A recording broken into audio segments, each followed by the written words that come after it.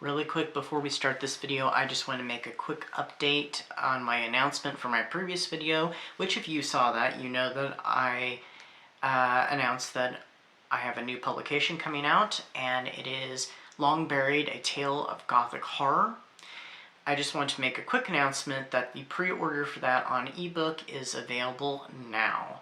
So you can make your pre-orders. The book will be released on June 4th, and I am hoping to get the paperback edition prepared. Unfortunately, Amazon does not allow for pre-order on paperbacks, but it will be available the same day as the ebook on June 4th. So yeah, if you're interested in pre-order, it is up now. Hi, I'm E.D. Lewis and welcome back to my channel. Today's video is going to be kind of an old school review, and perfect, you know, it's old school April, which if you're not taking part in it, you should be taking part in it, because it's an awesome reading and watching event created by Kelsey at Slime and Slashers. Now, the things I'm going to be reviewing today are old school and old school adjacent. I did not complete them for old school April, but I will update on old school April at the end of this video, where I'm at currently. But anyway, so let's get on with the review. So the first one I'm reviewing came out late 2023 in October, and it is Slayer's A Buffyverse story.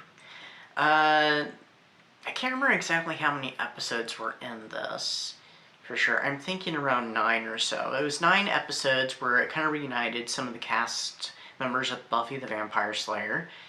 And see, this is where it's old school adjacent. And it works as kind of a sequel and a bit of a reunion for several of them.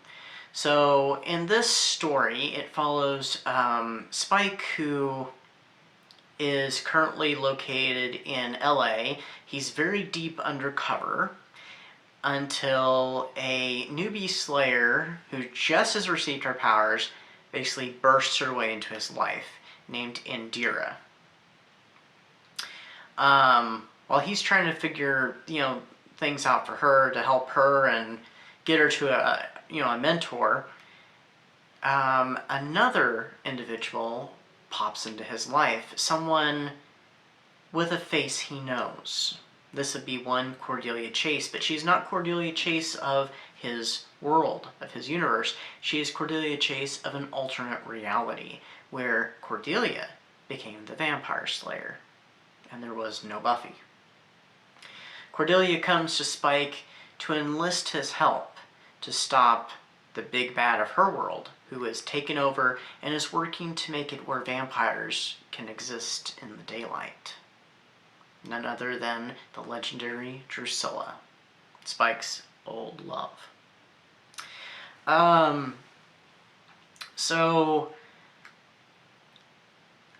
I was very excited about this one, and I was eagerly anticipating it. I went ahead and got it a couple months ago, and I thought I'd listen to it, last month, and I did.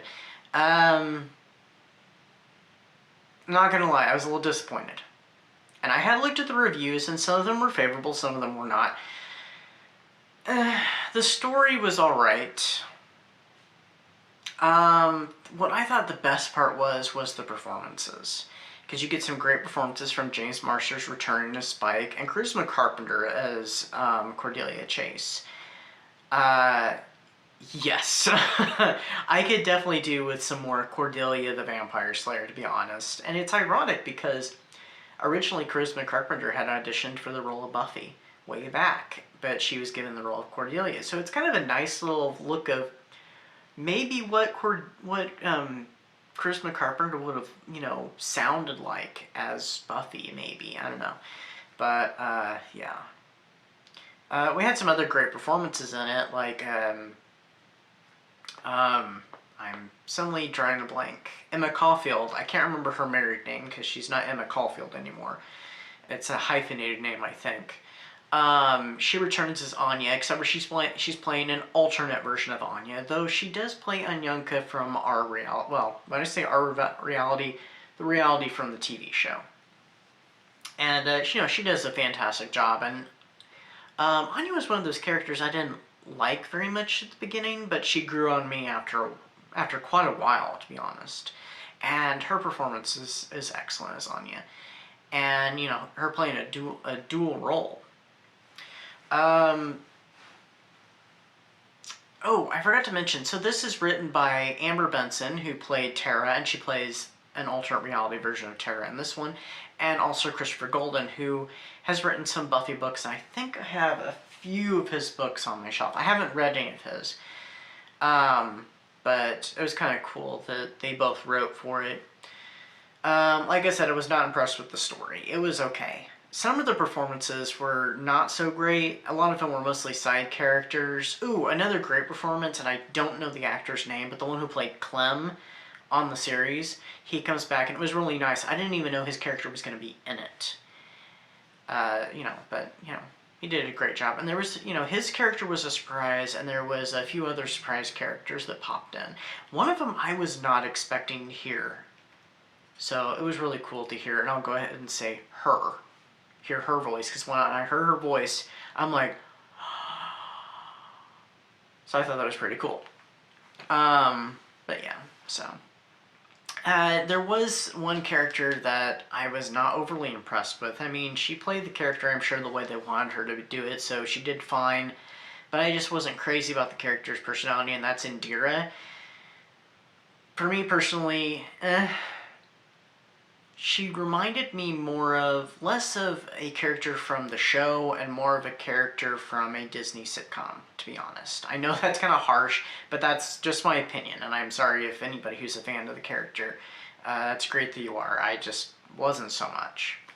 But she was kind of an important driving role in it. I just wish that they had written her a little differently. But no qualms against the actress, though. It was just, I think it was the writing right there. I wasn't crazy about. So ultimately, I gave this one 3 stars. It was still enjoyable.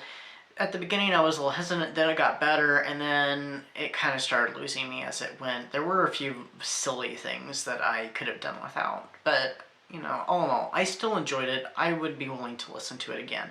Which, honestly, I did have to listen to the beginning of it again today because I could not remember Indira's name. So, it's been like a month since I listened to this. So the second one I'm going to be talking about is Season 2 of Impact Winter by Travis Beacham. Impact Winter, the first season came out in 2002, and this one came out last year in July, so kind of in the latter half of the calendar year. And it picks up where Season 1 had left off. So Darcy is off preparing herself as the quote-unquote winter child, the kind of vampire messiah character. And the characters at the castle that she's left behind are picking up the pieces and basically continuing life as normal, but also trying to keep somewhat in communication with Darcy, mostly her sister. This one, we delve more into this whole winter child thing. We also delve more into the whole thing with the vampire queen and kind of the origins of what happened, why the world has been, in a constant winter for the past, 10 years, I think it's been? 8-10 years, something like that. Since the comet came and basically, blocked out the sun. So, but we learn that whole history, we learn more about the queen, we learn about this mysterious council of elder vampires, and they're kind of a wicked, strong bunch. I really enjoyed this season. There was a few things, of course, I wasn't crazy about, but for the most part, the performances are really good.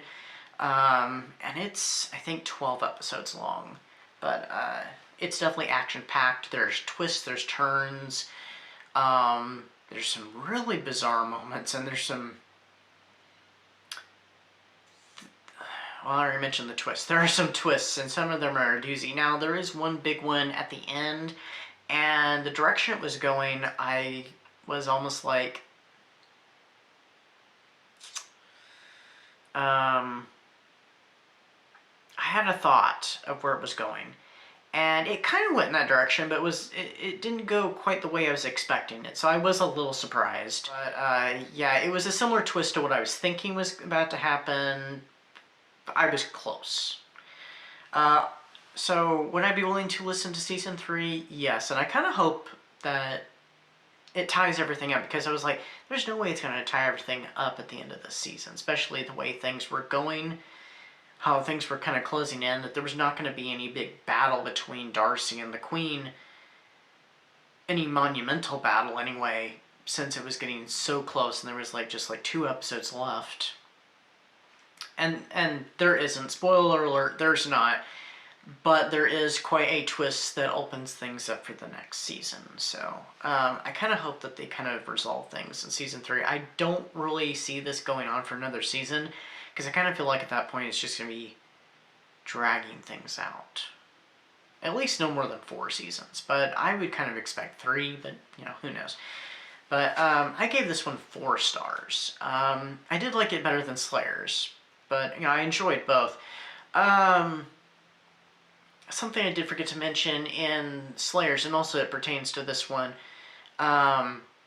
there is LGBTQ plus representation in both. So that was kind of cool and that was nice. But yeah, I'd recommend, if you liked season 1 of Impact Winter, I'd recommend season 2. And if you have not heard of Impact Winter, you should check out season 1. If you want to check out Slayers, I can only really recommend it for the performances. Some of our old pals from Sunnydale. So time for our little old school April update. I finished, I think, 1, 2, 3, 4 or 5 reads, I think. And I watched one thing. I watched one movie, The Crow, which I greatly enjoyed actually, and makes me nervous since they've made a remake, but I have more of that I'll talk about in my vlog.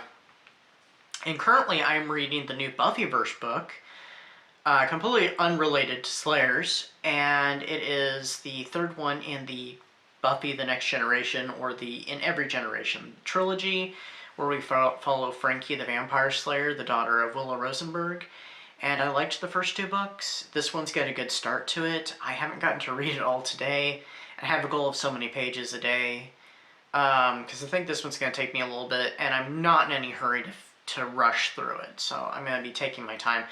I don't think I'll be getting to all the reads that I had wanted to get to, but that's fine. But I think I'll get to at least most of them. But anyway, I hope everybody is enjoying their old school April. If you're participating, and if you're not, I hope you're enjoying whatever you're reading. And I'll see you next time with an all new video. Stay spooky. Bye-bye.